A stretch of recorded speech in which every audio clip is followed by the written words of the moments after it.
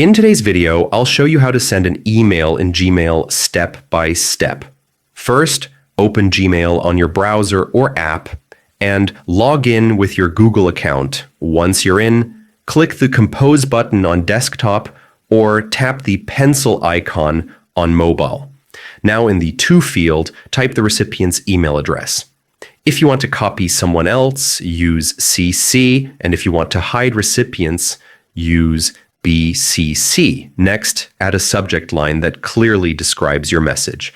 In the big white box, type your email. You can format it with bold, italics, or add bullet points if needed.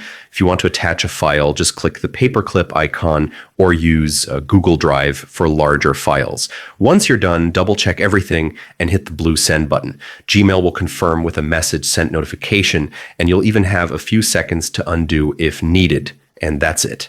You've successfully sent an email in Gmail.